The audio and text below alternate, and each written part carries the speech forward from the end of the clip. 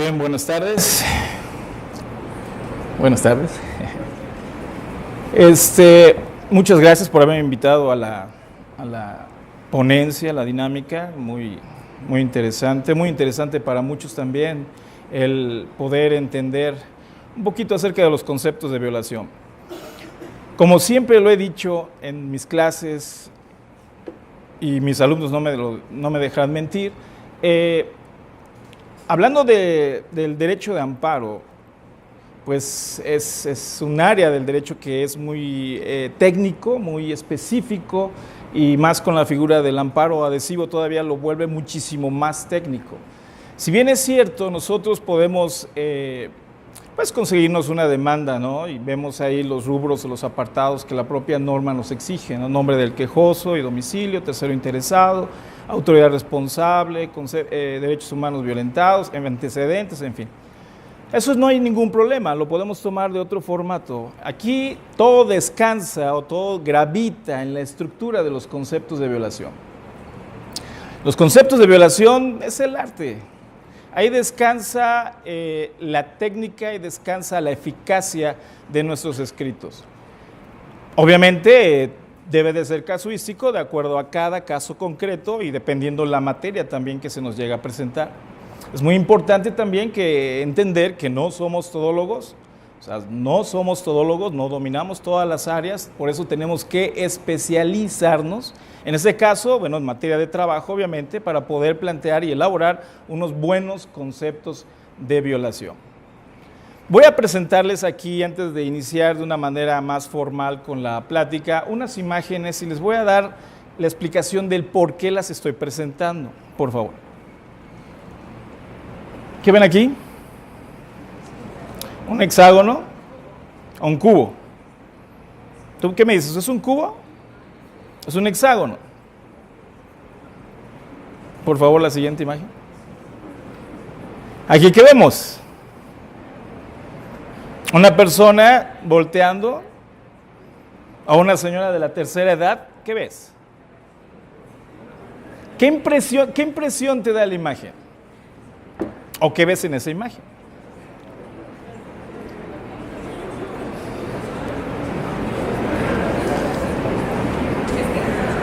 La siguiente imagen, por favor. Es un poco más sencillo, ¿no? Como quieras, bueno, puedes ver o una copa o dos personas enfrente, ¿no? Una más. ¿Qué ves aquí? ¿Un conejo? ¿Un pato?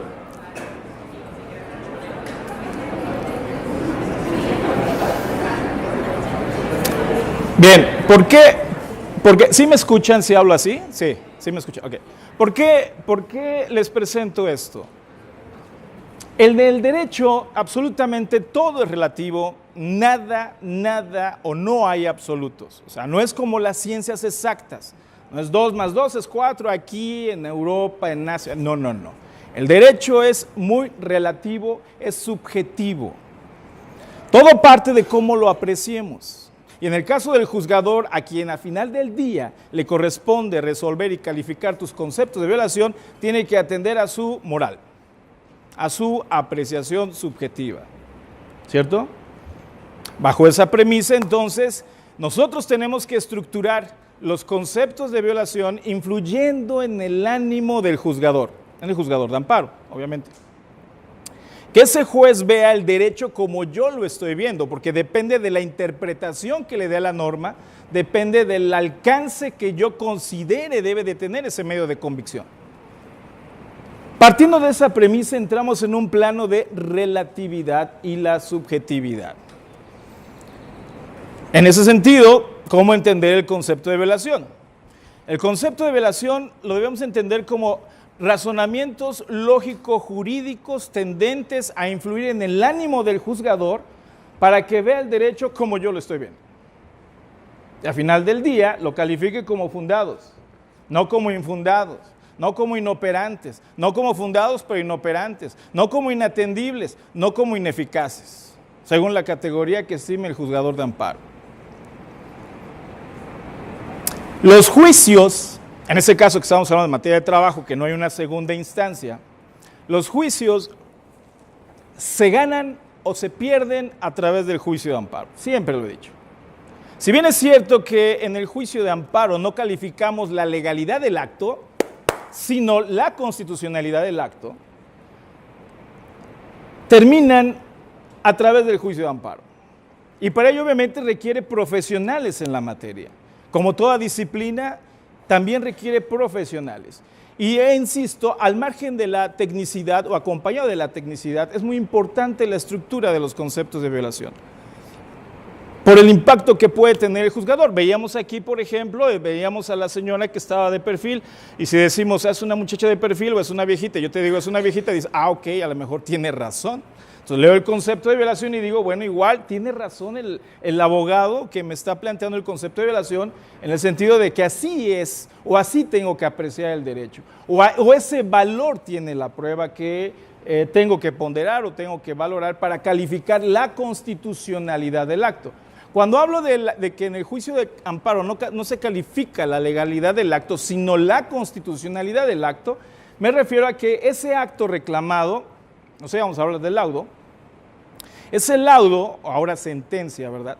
Ese laudo, sentencia, lo tengo que calificar o valorar frente a lo que dice la Constitución, a la luz de los preceptos en la parte dogmática de la Constitución, para decir, sí viola la Constitución, o fíjate que no viola la Constitución. Hablar de la legalidad del acto, que a eso le corresponde a la autoridad responsable, ahora tribunales, antes juntas, es que tiene que resolver conforme a lo que establece la legislación laboral, de acuerdo a lo que establece el Código Obrero, ya sea de acuerdo o en razón de lo que establece el apartado A del artículo 123 o bien del apartado B del artículo 123. Bien, entonces, en esa línea de pensamiento, por favor.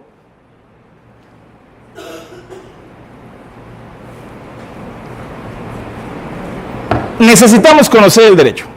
Definitivamente necesitamos conocer el derecho.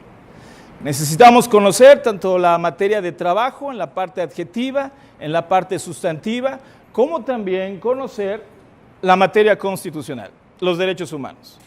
¿De qué me sirve lo que establece la Constitución si no lo conozco? ¿De qué me sirve lo que dice el artículo 1, 2, 3, 8, 14, 16, si no conozco su contenido? ¿De qué me sirve el lápiz si no sé escribir? Necesito conocer la materia. Ahora, aún más, ahora que tenemos lo del parámetro de regularidad constitucional, todavía más nos obliga a conocer los derechos humanos reconocidos no nada más en la Carta Magna, sino también en los instrumentos internacionales. En ese caso, en materia de trabajo, obviamente, ¿no? ¿Cuántos hay? ¿Qué dicen? La Corte Interamericana, en este caso, ¿qué ha dicho en sus sentencias, que es doctrina también y soporte para resolver los asuntos aquí en México, no nada más en aquellos donde ha sido parte, sino también como criterios orientadores en algunas otras interpretaciones o sentencias, aun cuando el Estado mexicano no ha sido parte? Pero necesitamos conocer la materia de derechos humanos para poder confrontarla con el acto del Estado, con el acto de la Junta, con el acto del Tribunal Laboral, para poder evidenciar la inconstitucionalidad del acto. Para que ese juez, para que ese tribunal vea el derecho como yo lo estoy viendo. Siempre lo he dicho, qué vergonzoso es cobrar un asunto y que al final del día se pierda. Se pierda por un error técnico. Ni siquiera por el fondo. Aquí en materia de trabajo, lo vamos a ver más adelante, tenemos dos áreas, ¿no? Tenemos un área para la empresa y otra área también para el obrero. Y la perspectiva y el alcance, el razonamiento, la visión del juzgador es diferente, definitivamente. No estamos en un plano igual. Ya lo ha dicho la Corte Interamericana, que no es desigualdad, sino es simple y sencillamente distinción nada más. Pero bueno.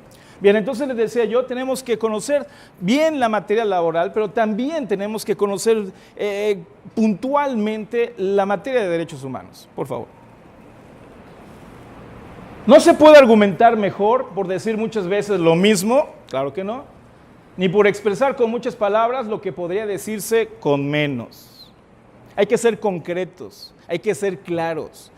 Me ha tocado muchas veces resolver escritos de demanda que luego tiene uno que andar armando los conceptos de violación porque la verdad estamos muy mal a veces en querer plantear, en querer expresarnos. Digo, tal vez el que elaboró los conceptos de violación dice, bueno, es que está clarísimo, o sea, yo me entiendo, ¿no? Pues sí, tú te entiendes, pero yo no te entiendo. ¿Sí me explico? O sea, el que escribe y el que redacta, pues dice que está muy entendible. Tenemos que ser muy claros, muy congruentes. No podemos agarrar unos conceptos de violación de una demanda y plasmarlos aquí. Hay que diga, no, lo importante es que vaya total. No, no podemos hacer eso. Como futuros profesionales, no profesionistas, sino cuadros profesionales, tenemos que ser exigentes con nosotros mismos y establecer y plantear un concepto de violación que realmente sea frontal, que sea eficaz, que realmente evidencie la inconstitucionalidad del acto y sobre todo que influya en el ánimo del juzgador. Por eso decía que ante todo debemos ser claros, precisos y congruentes también. No citar artículos, ni tampoco jurisprudencias o tratados internacionales innecesarios. Esto es, no escribir para mostrar lo que se sabe, sino que sepamos lo que escribimos. Importante. No por escribir más, no por pegarle ahí la ejecutoria de la Corte Interamericana, ya con eso. No, pues claro que no. Tenemos que razonar muy bien lo que hacemos. Tenemos que entender, y empezando ¿por qué? Por el acto reclamado también. ¿Qué dice el acto reclamado? ¿Cómo se estructura el acto reclamado? ¿Qué quiso decir la autoridad responsable? Y partiendo de ello, entonces podré yo escribir, podré yo elaborar mi concepto de violación. En ese sentido, el escribir o el redactar un concepto de violación, existen muchas formas, definitivamente, como la forma de manejar, de conducir, la postura que tú tomas. Al final del día puedes conducir y llegar a tu destino, ¿cierto? La estructura de los conceptos de violación, no hay una directriz sacramental para decir, aquí, y no te puedes mover de esto, no. Una vez que tú domines, entiendas, empiezas a escribir, podrás darte cuenta que puedes jugar un poco con las premisas. Jugar con las premisas para poder ir llevando al juzgador a donde tú quieres, al punto de derecho que tú quieres, para influir en su ánimo. Yo les estoy proyectando aquí una forma de poder estructurar un concepto de violación sin mayor complejidad. No quiere decir que así tenga que ser, pero también un hecho cierto es de que difícilmente alguien nos enseña cómo redactar o cómo plasmar un concepto de violación. Nadie lo hace. O muy difícil alguien lo llega a hacer. Esta es una pequeña fórmula que diseñé para poder entender cómo estructurar un concepto de violación. Primero, ¿en qué está equivocada la autoridad responsable? Tienes que identificar cuál es el apoyo de la autoridad responsable para de ahí partir desde un momento y poder elaborar y estructurar el concepto de violación. ¿En qué parte de todo lo que tú estás leyendo, de toda la laudo, que ahora es sentencia, se equivocó la autoridad responsable? Bueno, en esta parte A, en esta parte B, en la parte H, en la parte T, ok, ya los tienes identificados. ¿En qué se equivocó? Paso número 2. Norma, o también jurisprudencia. ¿En qué se equivocó? Luego, ¿por qué se equivocó? Fíjate, esta parte de la autoridad responsable está equivocada porque la norma dice esto, porque la jurisprudencia dice esto. Ya llevo dos partes. ¿En qué se equivocó? Aquí está. Esta porción del acto reclamado, esta porción de la sentencia, esta consideración que dijo la autoridad responsable, la Junta, el tribunal. ¿Por qué está equivocada la autoridad responsable? Porque fíjate que, lo empiezo a confrontar, porque fíjate que la norma dice esto, porque fíjate que la jurisprudencia, ya la Corte decidió el tema, ya falló al respecto, ya interpretó a ello. Tiene que hacerse así. Finalmente, la verdad jurídica. ¿Cómo debió de resolver la autoridad responsable? De esta forma. Así de sencillo. No tiene mayor complicación estructurar un concepto de violación. Número 1, identificar el apoyo toral o los puntos en que se apoya la autoridad responsable. Número 2, ¿qué dice la norma, el Código Obrero al respecto, o bien la Ley Estatal de Servicio Civil al final del día? ¿Qué dice al respecto, o la jurisprudencia, qué ha dicho la Corte en ese punto? Y luego confrontas para decir, fíjate que la verdad jurídica es esta. o tuvo que haber resuelto la autoridad de esta forma, o tomando en cuenta lo que dice la ley, así tuvo que haber resuelto. De esa forma tenemos un concepto de violación sencillo, práctico, entendible, sin tanta complejidad, bien estructurado, bien argumentado, no por decir mucho vas a hacerte entender, no, al contrario, luego por decir mucho confundes. Sé concreto, sé práctico, sé sencillo, entendible. Confronta el acto con la norma, confronta el acto con la jurisprudencia, confronta el acto con las constancias también, con la verdad jurídica que está en el expediente laboral. ¿Por qué ese alcance que le da la autoridad? ¿Por qué esa aseveración? ¿Por qué esa afirmación que realiza la autoridad en esa sentencia está equivocada? Porque fíjate que las pruebas dicen esto. Entonces, ¿cómo tuvo que haber resuelto? De esta forma. Esto es absolviendo o bien condenando, dependiendo. ¿Sí me voy haciendo entender? Es muy sencillo, ¿eh? Esa es una forma, no quiere decir que así tenga que ser la estructura de todo concepto de violación, pero al menos es como un hilito que te lleva. Sobre todo para nosotros que apenas estamos saliendo de la facultad, porque bueno, al final del día esta plática está destinada para ustedes. Es para ustedes. Estoy para ustedes. Te lleva entonces ese hilito y de una u otra forma te hace entender cómo estructurar el concepto de violación sin tantas complicaciones.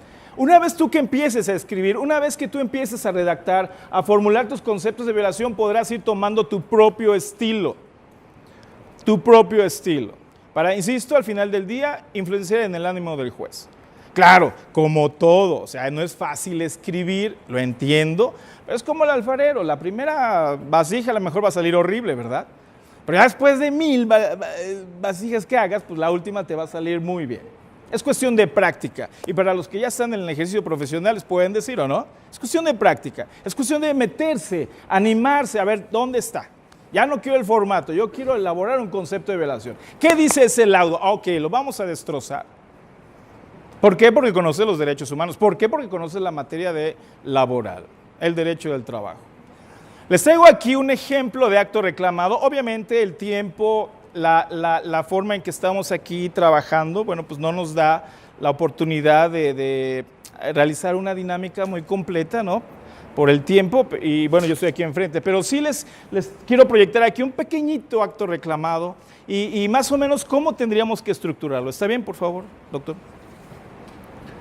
Bueno, sí, antes de entrar a ese pequeño acto reclamado, les decía hace un momento que en materia de trabajo tenemos dos planos. Tenemos una forma de advertir, apreciar el derecho y las constancias por cuanto ve al trabajador y una forma de calificar los conceptos de violación hablando de la parte patronal, o sea, del abogado empresa.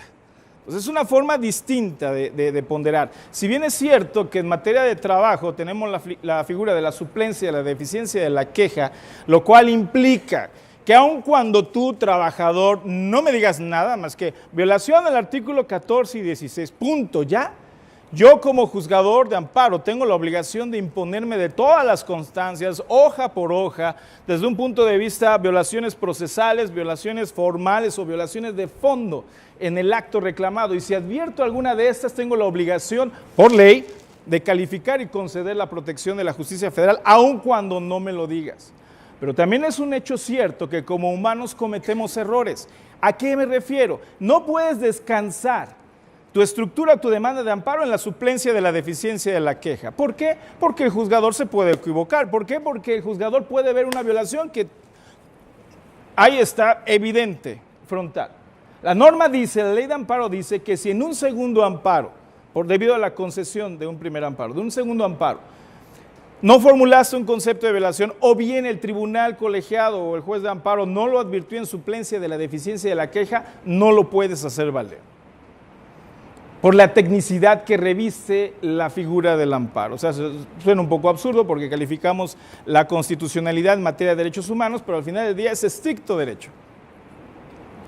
Bien, entonces así se califica para el trabajador, insisto, no descansar todo en el juzgador. Por eso es importante entender el alcance del concepto de violación y tu obligación como futuro abogado en el ámbito que tú desenvuelvas de conocer bien el alcance y la estructura de los conceptos de violación. Ahora, por parte de la empresa, por favor, Si bien no está la suplencia de la deficiencia de la queja, tenemos la figura de la elemental causa de pedir.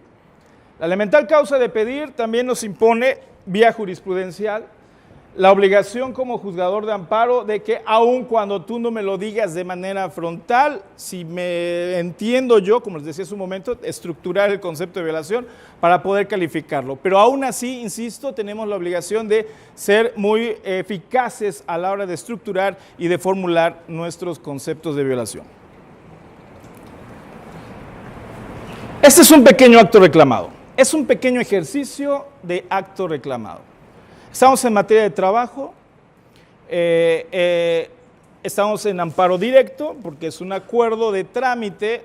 Toda sentencia es una resolución, un acuerdo es una resolución, este es un acuerdo, una resolución, donde la autoridad laboral determina la materialización de la hipótesis de la caducidad. La caducidad de la instancia en el juicio laboral por la inactividad procesal termina con esa instancia, lo cual conlleva a que es una resolución que le pone fin al juicio, y como resolución que le pone fin al juicio, aunque sea un parrafito de 10, 12 renglones, con ello termina el juicio y da lugar a la procedencia de la figura del derecho del juicio de amparo directo. Artículo 170 de la Ley de Amparo. Entonces voy a calificar este acto a través del amparo directo, y para ello tengo que advertir de esto qué es lo que tengo que combatir.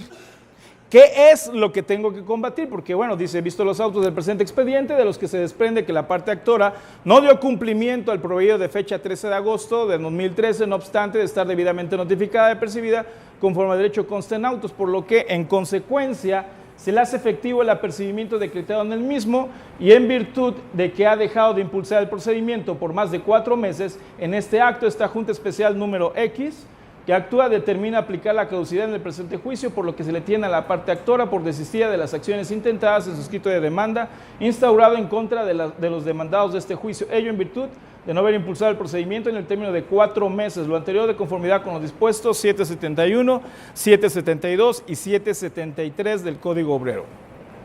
Bien, déjenme contarles la historia brevemente. Aquí están demandando prestaciones laborales, llega la etapa de demanda y excepciones, y bueno, no se puede llevar a cabo porque advirtieron de que el domicilio de la parte demandada no fue el correcto, y por ende no se le pudo llamar a juicio para que pudiera comparecer al juicio laboral a oponer defensas y excepciones. En razón de ello se le requiere al trabajador, al actor, y ¿sabes qué? Enséñame el domicilio, porque de lo contrario, pues no voy a poder integrar la litis. Y entonces te lo requiero para que en un término X cumplas con la prevención. El chiste es que el actor dice, ¿sabes qué? En esa misma audiencia ya te di el domicilio, no tengo otro, y pues no tengo conocimiento. Entonces la Junta determina, ¿sabes qué? Entonces te vuelvo a requerir para que me exhibas el domicilio de la parte demandada para que yo lo pueda emplazar, quedando el asunto en ese estado. Transcurre el tiempo y la percibe en ese momento de que si no le señala el domicilio, entonces decretará de entrada la caducidad. Transcurre el tiempo y dicta la caducidad en estos términos. Ese es el acto reclamado, les decía yo. Entonces, de aquí, aunque yo veo varios argumentos, ¿qué es lo medular para evidenciar la inconstitucionalidad del acto? Por favor, de este acto, de este acuerdo, tomamos solamente una porción, que es esta. De todo ese argumento de la autoridad responsable, solamente tomamos, y en virtud de que ha dejado de impulsar el procedimiento por más de 4 meses, en este acto esta Junta Especial número X que actúa, determina aplicar la caducidad en el presente juicio. Esto es lo que lesiona la esfera jurídica del gobernado. ¿Y por qué lesiona la esfera jurídica del gobernado? Obviamente en perjuicio del trabajador, porque está decretando la caducidad en razón de que no impulsó el procedimiento en 4 meses. Cuando la norma dice, y aquí ¿en qué está equivocada la autoridad? En esta parte. ¿Por qué está equivocada la autoridad? Bueno, fíjate que eso es ilegal en razón de que el artículo 772 de la Ley Federal del Trabajo establece que cuando se advierte que no se ha impulsado el procedimiento dentro de un término de 45 días, tiene la obligación la Junta de requerir personalmente al trabajador, oye, ¿sabes qué? Impúlsame el procedimiento. Si no me lo impulsas, entonces sí. Te voy a decretar la caducidad después de 4 meses sin decirme nada. Pero no de tajo y de manera directa voy y te digo, ¿sabes qué? 4 meses, y si no, decreto la caducidad. No, obviamente no, estás violando las formalidades esenciales del procedimiento, artículo 14 de la Constitución. Entonces, ¿en qué está equivocada la autoridad? En esta parte. ¿Por qué está equivocada la autoridad? Porque la norma en el artículo 772 establece claramente que para poder apercibirme con los 4 meses, primero tienes que decirme de los 45 días. Y entonces sí, después tendrás que apercibirme de que no impulsar en 4 meses me decretarás la caducidad. Pero no de manera directa me resuelvas con la caducidad. Por lo tanto, ¿cómo tuvo que haber resuelto la autoridad? En ese sentido, la autoridad responsable primero tuvo que notificarme personalmente al advertir que en 45 días no impulsé el procedimiento, para entonces apercibirme y en consecuencia resolver. En tal virtud está violando el artículo 14 de la Constitución en cuanto al debido proceso o las formalidades esenciales del procedimiento. De ahí la ilegalidad o la inconstitucionalidad del acto que se reclama. ¿Y qué va a decir el juzgador de amparo? Tiene razón. ¿Y tú qué vas a decir? Págame, cliente, porque gané el asunto. ¿Ok, jóvenes? Así de fácil, así de sencillo es estructurar un concepto de violación.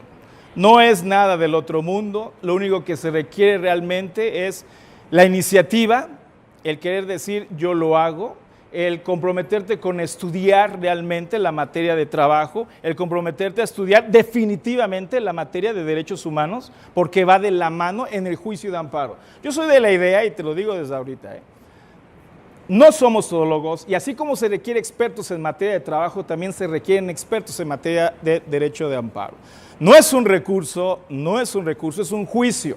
Es un juicio que tiene una parte sustantiva y una parte adjetiva. La sustantiva es la parte dogmática de la Constitución, la adjetiva la ley reglamentaria. También tiene sus propios órganos jurisdiccionales, donde hay una litis. En todo juicio hay una litis, un actor y un demandado.